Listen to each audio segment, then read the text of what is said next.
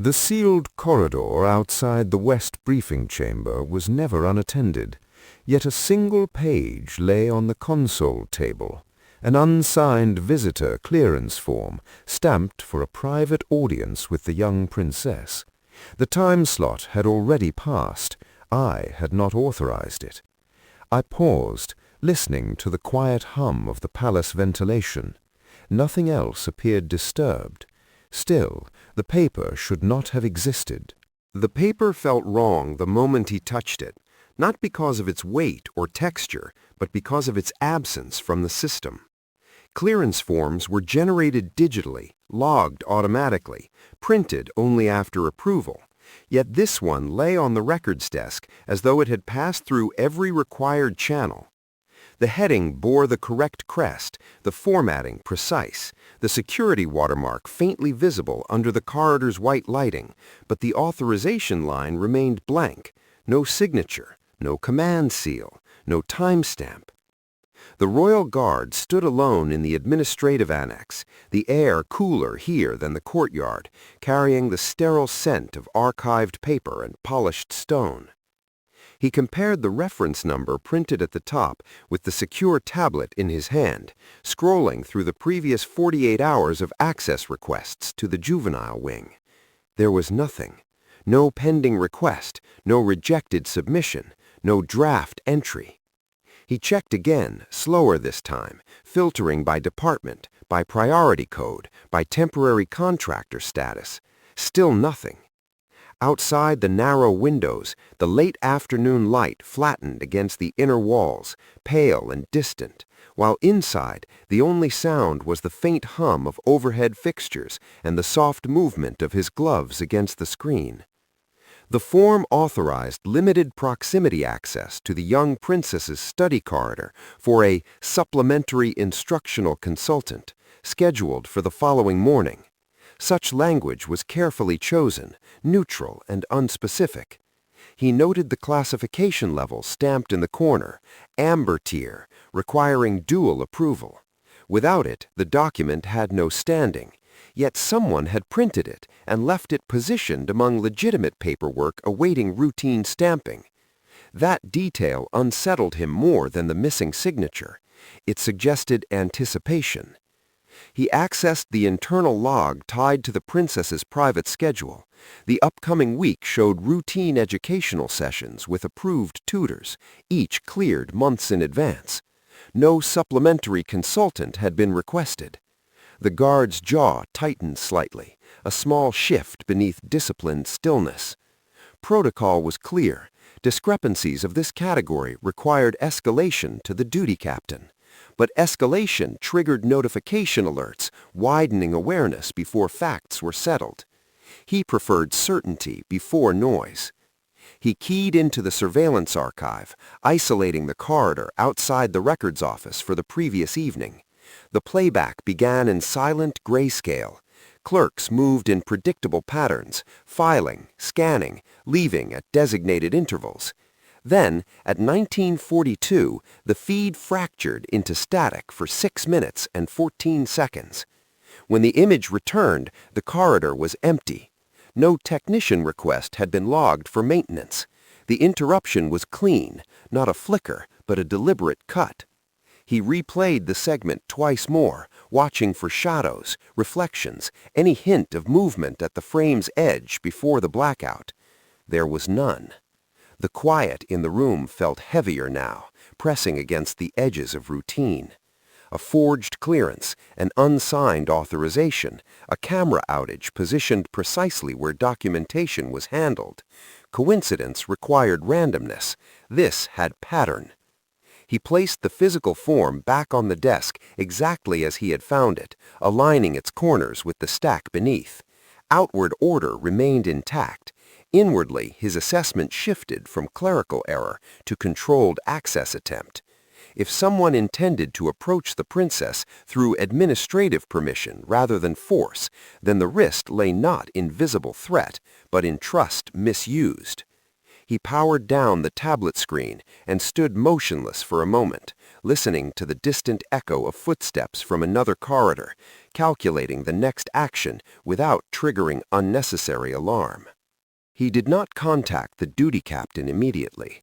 Instead, he initiated a discreet internal review consistent with protective surveillance authority, a provision rarely exercised but fully lawful. Accessing contractor databases required layered authentication, and he completed each step without haste, careful not to flag automated alerts that accompanied formal investigations.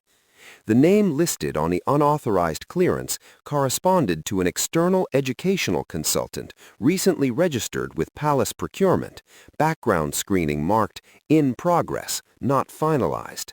That status alone should have prevented proximity to the juvenile wing.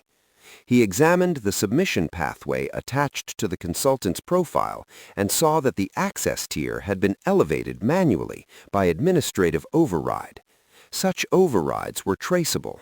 He followed the digital trail to a mid-level scheduling coordinator within the princess's broader household staff.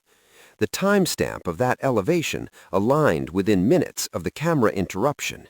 His breathing remained steady, but his focus narrowed. This was no longer an abstract irregularity. It was a sequence. Still, he refrained from assumption. Administrative overrides occur for legitimate reasons, often under time pressure. What troubled him was the absence of accompanying notation explaining urgency. Professional systems relied on documentation as memory. Here, memory had been erased. He left the annex and walked the corridor physically, retracing the camera's blind stretch. The lighting fixtures hummed overhead, casting narrow bands across the stone floor. 6 minutes was sufficient to enter the records office, insert or retrieve paperwork, and exit without confrontation. It was also brief enough to avoid suspicion during routine shift changes. He paused outside the juvenile wing entrance, observing 2 posted guards maintaining standard watch. The princess's laughter drifted faintly from within, a normal sound, unaffected. Protection meant preserving that normalcy before disruption reached it. He could escalate now, file immediate notice, widen inquiry, yet doing so without clarity might expose the young royal to internal speculation and subtle tension. The safer path was precision. He returned to the records desk once more and photographed the clearance form through encrypted capture, preserving its existence before anyone noticed scrutiny. Then he accessed the scheduling coordinator's daily movement log. No irregular absence was recorded during the outage window. Either the coordinator had not physically entered the annex, or someone else had used their credentials. The possibility of credential misuse expanded the circle. He felt the pressure of hierarchy at the edges of his reasoning. If a senior staff member had expedited the override intentionally, escalation would carry political consequence. Guards were trained to secure perimeters, not audit authority. Yet child protection protocol superseded administrative sensitivity. He closed the digital files and locked the terminal.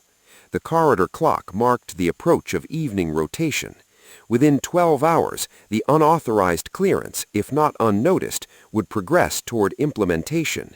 He could allow the system to process it and intercept at the point of contact, or he could disrupt it now. Waiting might reveal intent. Waiting also introduced risk. He stood in the controlled silence of the annex, weighing procedure against instinct, aware that whichever path he chose would quietly redefine his position within the palace structure. The form remained on the desk, indistinguishable from legitimate paperwork, a small rectangle of paper carrying consequences far larger than its size, and he understood that by morning, indecision would no longer be an option.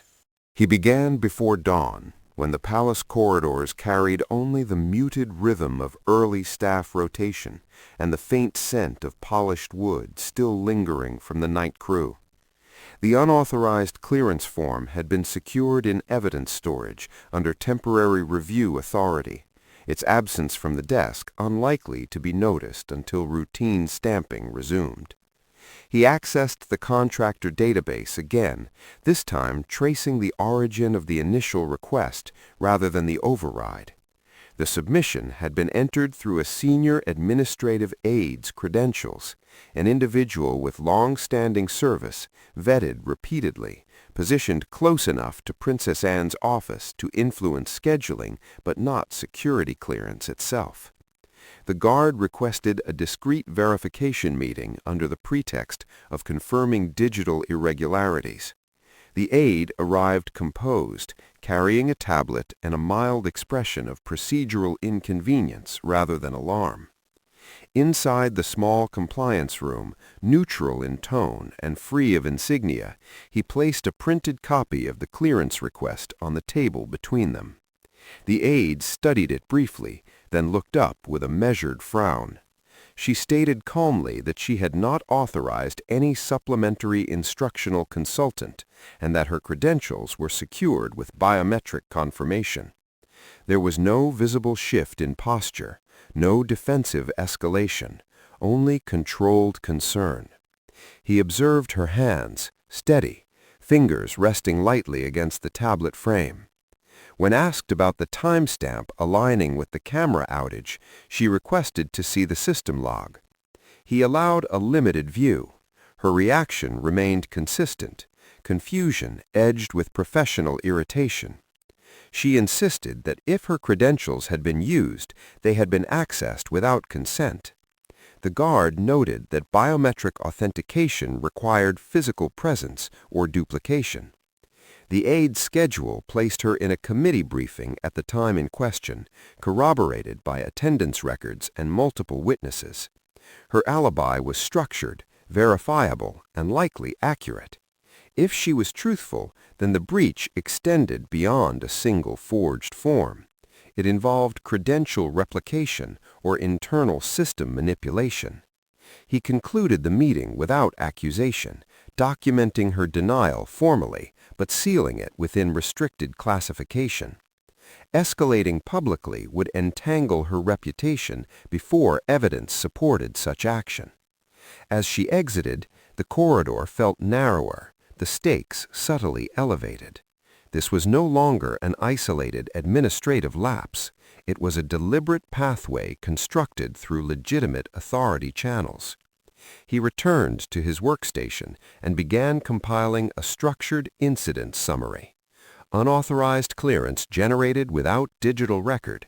Camera interruption of 6 minutes 14 seconds. Credential usage attributed to a senior aide denying involvement. Contractor background incomplete. Override applied without annotation. Each element alone could be procedural noise. Together, they formed a corridor leading toward the juvenile wing. Protocol required submission to his immediate superior, the duty captain, who would then determine scope of inquiry. However, the captain's reporting line ultimately passed through the same administrative tier potentially compromised. Widening the circle increased exposure. Exposure increased the possibility of quiet obstruction. He paused before finalizing the routing path, aware that deviation from hierarchy carried its own consequences. Loyalty to command was foundational, yet loyalty to protection was absolute. He adjusted the classification header to sealed, direct review required, and prepared to decide where it would be delivered. The decision did not arrive dramatically. It settled with the clarity of measured reasoning. If the vulnerability touched scheduling authority close to Princess Anne's private office, then the risk concerned not abstract security, but her direct trust structure. Bypassing intermediate command would be interpreted as procedural breach, but withholding the information until it filtered upward could permit interference.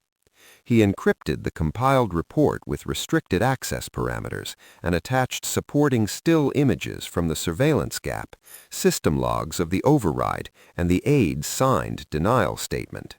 The final page contained no speculation, only sequence and verified data.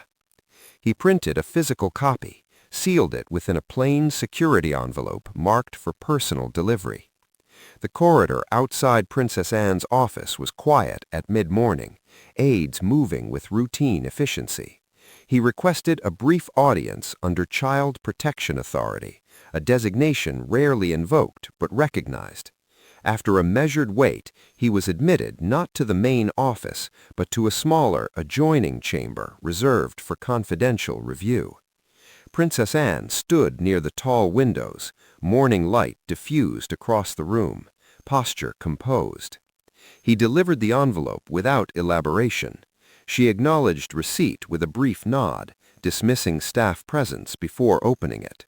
Silence extended as she read, turning pages slowly, eyes pausing at the surveillance stills. Her expression did not shift dramatically, but a subtle tightening around the eyes indicated comprehension. She asked only one question, whether the unauthorized clearance had progressed to scheduled contact. He confirmed it had not. The meeting was proposed for the following morning. She closed the folder carefully. Protocol dictated that reports travel through command. She was fully aware of the deviation, yet she did not reprimand him. Instead, she instructed that no further internal notification be issued until she reviewed the matter personally. The tone was measured, neither alarmed nor dismissive. He understood that by placing the report directly in her hands, he had transferred the burden of response to the highest protective authority within the palace household. As he exited the chamber, the atmosphere in the outer office remained unchanged, staff unaware of the quiet shift unfolding. However, within him, the weight of bypassed hierarchy settled firmly. If his judgment proved flawed, he would have undermined trust without cause. If correct, he had prevented a controlled access attempt from reaching the young princess. He returned to his post without outward alteration in demeanor, though he sensed resistance would surface once standard reporting channels realized they had been circumvented. The unauthorized clearance form now existed not as misplaced paperwork, but as evidence under direct royal scrutiny. The next movement would not come from him, and waiting for it required a different discipline than action. In the stillness of the corridor, he monitored routine flow, aware that protection sometimes meant stepping outside structure to preserve it, and that such steps were rarely without consequence. The policy session began precisely at 11, as scheduled, in the East Advisory Chamber, where tall windows filtered winter light across a long oak table. Visiting educational consultants and internal advisors arranged their documents with practiced efficiency, their voices low and measured. The Royal Guard remained stationed along the perimeter wall, formally present as part of standard protection detail for Princess Anne during high-level briefings. From his position, he observed without appearing to observe, attention diffused yet exact. Princess Anne entered without ceremony, acknowledging the room with a brief nod before taking her seat. A sealed folder rested atop her briefing materials. He recognized the plain security envelope immediately. She did not open it at once. Discussion commenced regarding curriculum partnerships and youth development initiatives, language precise, strategic, detached from the private corridors where vulnerability existed in smaller forms. 20 minutes into the session, during a transition between speakers, she opened the sealed report. The room continued speaking for several seconds before the subtle shift in her stillness altered its rhythm. She read without interruption, turning each page slowly. No visible reaction passed across her face, yet the atmosphere adjusted, as if the air itself had become more concentrated. When she finished, she closed the folder carefully and placed both hands flat against the table. Her voice, when she spoke, remained calm. She announced that the session would be suspended pending internal review and requested all non-essential personnel to conclude immediately. No explanation followed. Confusion flickered briefly among the visiting advisors, but hierarchy restored order without argument. Chairs moved softly against the floor. Documents were gathered. The sound of restrained speculation lingered only momentarily before the chamber cleared. The guard remained in position, aware that the suspension itself signaled gravity. Princess Anne waited until the doors closed fully before turning her gaze toward him. It was not accusatory, nor was it overtly approving. It was evaluative. She requested a private clarification. He stepped forward, posture formal, and summarized only the verified sequence: unsigned clearance, missing digital record, camera interruption, credential misuse, incomplete contractor screening. He did not extend into interpretation. She listened without interruption. When he finished, she walked toward the window, hands clasped behind her back, gaze directed toward the inner courtyard where routine life continued unaffected. After a measured pause, she confirmed that a proposal for a private supplementary tutoring session had been mentioned informally weeks prior by a senior administrative official. She had declined it, preferring established educators already vetted. No formal authorization had been granted. The implications settled quietly between them. Someone had attempted to reactivate a declined proposal through alternate pathways. She asked whether the contractor had been granted any physical proximity to the juvenile wing. He confirmed that intervention had occurred before clearance reached implementation. The relief in her posture was minimal but perceptible, a slight release of tension at the shoulders. However, relief did not replace concern. She instructed that the proposed meeting be formally suspended and that the contractor's credentials be temporarily frozen pending investigation. Her tone remained composed, but the decision carried unmistakable authority. The matter had shifted from procedural anomaly to breach of trust, and trust within palace structures was a currency guarded more tightly than visibility. As she dismissed him, she added that further discussion would follow once she identified the administrative pathway through which the proposal had resurfaced. The guard exited the chamber, aware that the issue now moved beyond paperwork. It had entered the realm of personal oversight. The young royal's name had been used without maternal consent, and that changed the nature of the breach entirely. Within the hour, subtle alterations rippled through the palace's internal rhythm. Access badges were revalidated, contractor entry points paused for rescreening. Administrative offices received quiet notifications of temporary credential audits framed as routine verification. The guard resumed his post outside the juvenile wing, the corridor calm, sunlight diffused against pale stone. Inside, the young princess attended her scheduled lesson with an approved tutor, unaware of the administrative turbulence unfolding beyond her study doors. He observed the controlled normalcy with heightened awareness. Protection often required that the protected never sense proximity to risk. Shortly after midday, a senior administrative official, one whose portfolio included educational programming, approached the corridor with measured steps. His expression was composed, yet a tightened jaw betrayed irritation restrained by protocol. He requested clarification regarding the sudden suspension of a consultant engagement he had advocated. The guard responded with formal neutrality that the matter was under internal review by direct authority. The official's gaze lingered, assessing whether resistance might yield information. It did not. Hierarchy prevented open confrontation in this space. Still, the exchange carried weight. The official's influence extended broadly across palace initiatives, and being circumvented publicly, even without explanation, diminished standing. As he departed, the guard sensed the beginning of institutional pressure. Not overt, not hostile, but persistent. Later that afternoon, he was summoned again to Princess Anne's private office. She had spoken with the official in question. He maintained that the supplemental consultant possessed specialized expertise beneficial to the young royal's education, and that administrative urgency justified expedited processing. He denied knowledge of any forged signature or camera outage.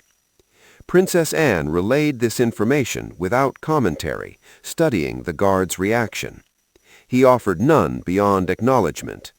Speculation remained premature. Then she disclosed a critical detail.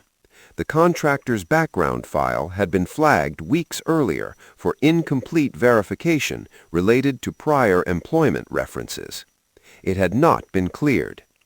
Advancing access despite that status contradicted established policy. The pattern sharpened. This was no misfiled enthusiasm for academic enrichment. It was procedural acceleration despite cautionary markers. Princess Anne instructed that the contractor be denied all palace access until full review concluded, and that any further proposals involving the young royal require her written assent. Her voice remained steady, but the undercurrent was unmistakable. This was no longer about scheduling. It concerned safeguarding her child from unexamined proximity.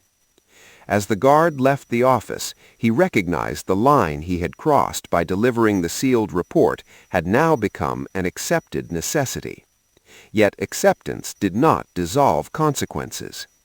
Resistance would not present itself openly. It would manifest in subtle skepticism, in questions about procedural overreach, in quiet suggestions that security had misinterpreted administrative enthusiasm. He returned to the corridor outside the juvenile wing, posture unchanged, senses calibrated. Inside, the young princess's lesson concluded with the soft sound of pages turning and a faint laugh. Normal life persisted. Beyond the walls, however, authority structures were adjusting under scrutiny.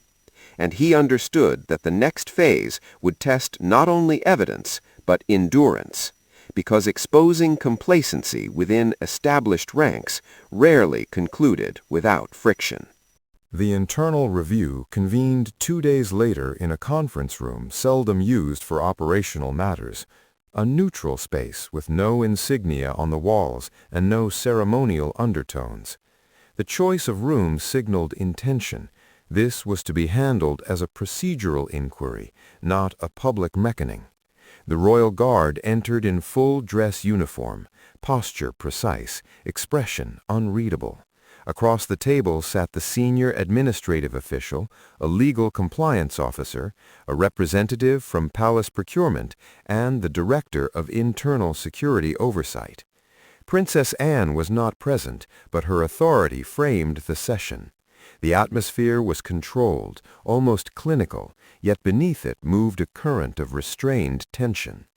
The forged clearance form lay projected on a screen at the far end of the room, enlarged, clinical in its detail.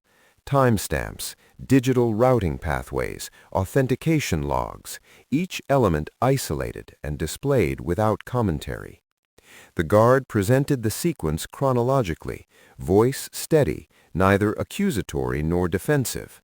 Unauthorized clearance printed without digital record. Surveillance outage precisely overlapping administrative override. Contractor background marked incomplete. Proposed private session involving the young royal without maternal authorization.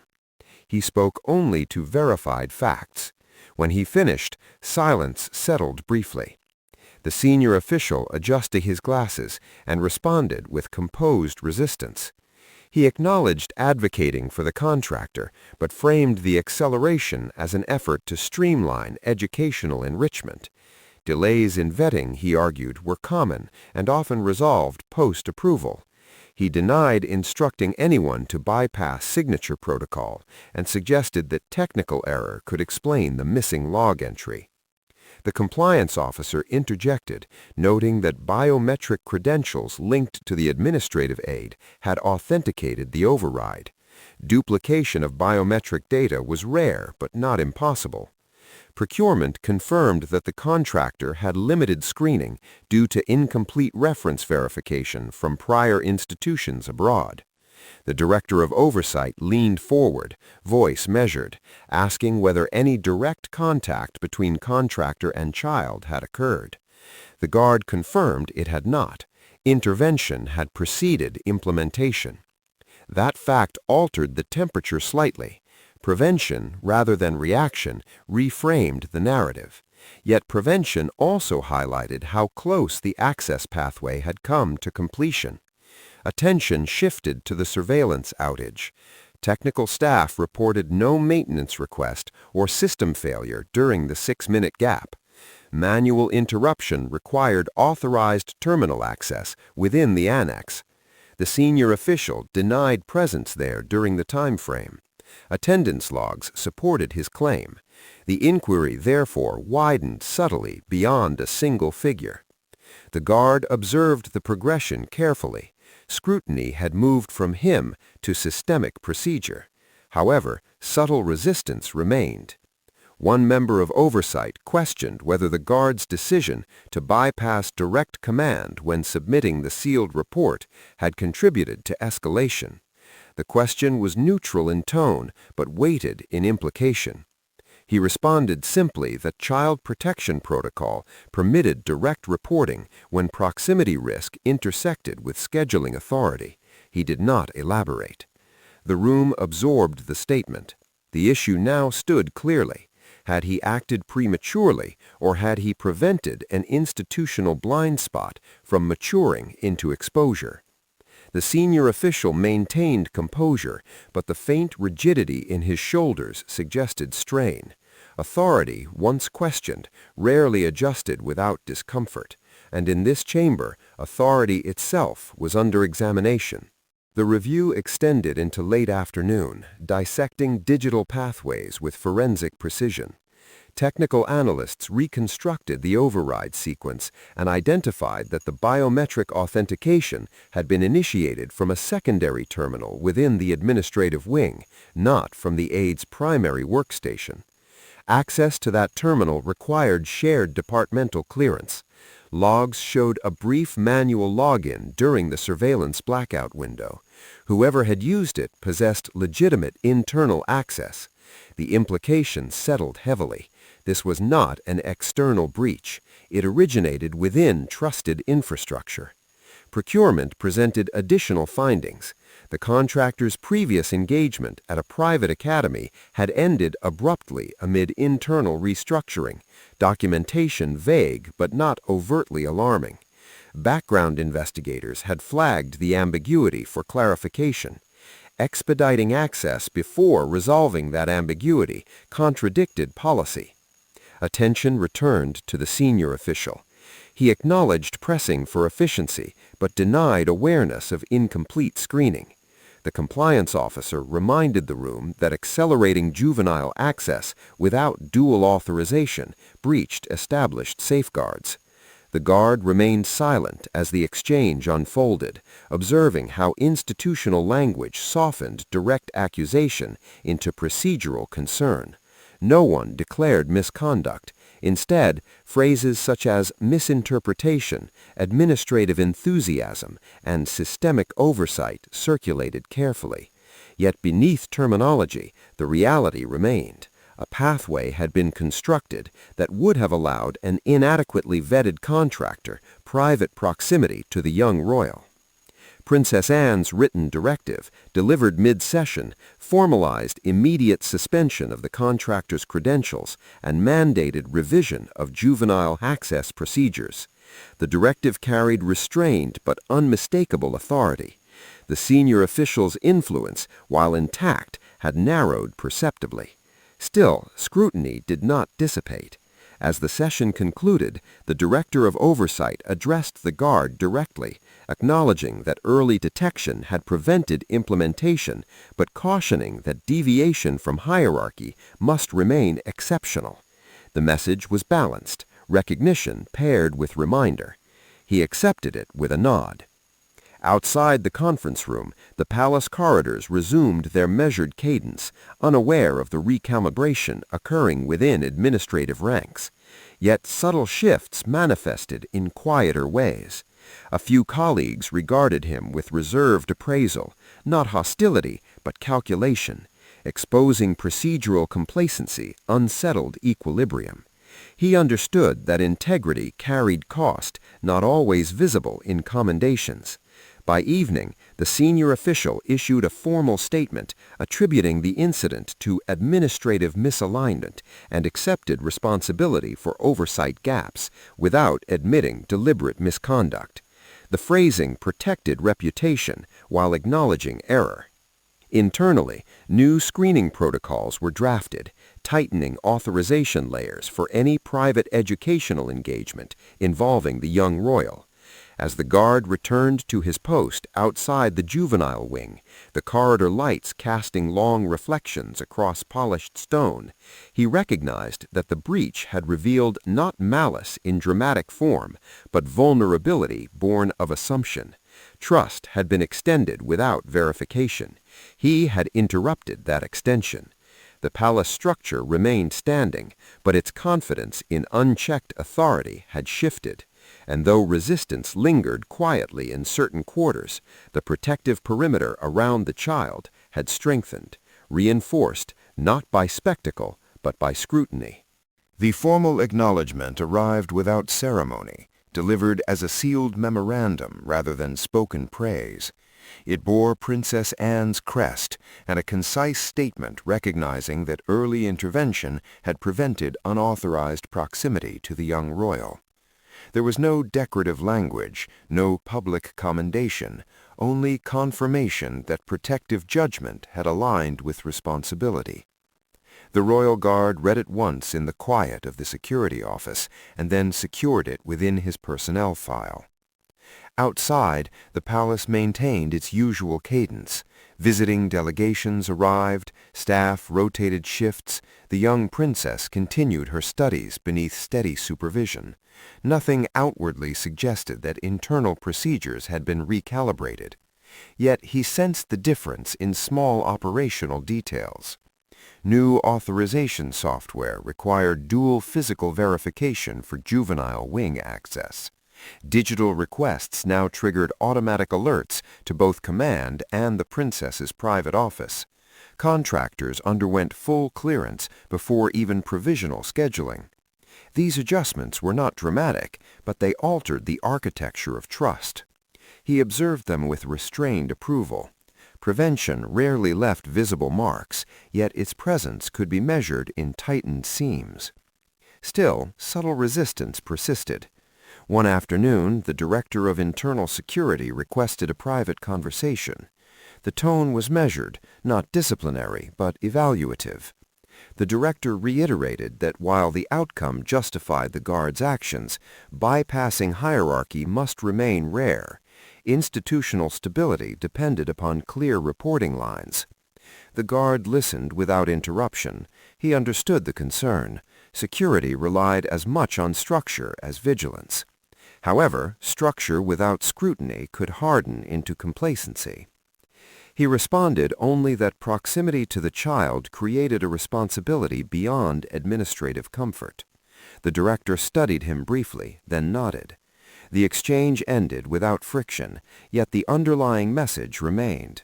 Instinct had prevailed this time, but it had shifted internal dynamics.